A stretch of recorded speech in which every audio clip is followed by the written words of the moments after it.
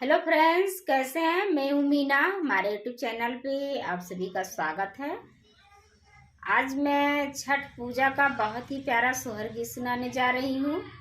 Video पूरा देखिएगा। पसंद आए तो लाइक शेयर सब्सक्राइब करके चैनल को ढेर सारा प्यार दुलार आशीर्वाद दे के आगे बढ़ाएं।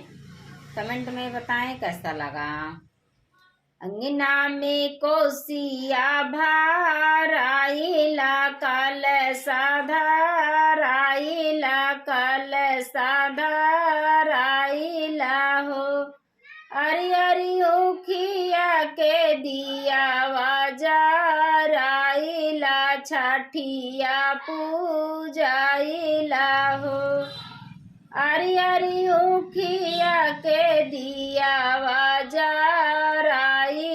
छठिया पूजाइला हो। जौआ के बेदिया बनाइला चंदनी तानाइला चंदनी तानाइला हो। सातो फलवा से कोसिया साजाइला छठिया पूजाइला हो। सातो फलवा से कोसिया साजाइला छठिया पूजाइला हो। मैया के आंगना बोलाइला गीतवा सुनाइला गीतवा सुनाइला हो। भक्ति भाउआ में सिरावा ने वाइला छठिया पूजाइला हो। भक्ति भाउआ में सिरावा ने वाइला छठिया पूजाइला हो। नेटुआ बोला के नाचवाइला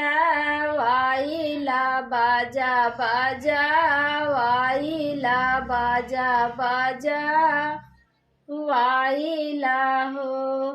सब कोसिया पे दिया वजराइला छठिया पूजाइला हो।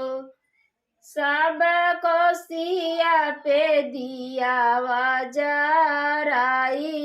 छठिया पूजाइला हो। अंगना में कोसिया भराइला कल साधराइला कल साधराइला हो। अरि अरि उखिया के दिया वजराइला छठिया पूजाइला हो। अरि अरि उखिया के दिया वजराइला छठिया पूजाइला हो।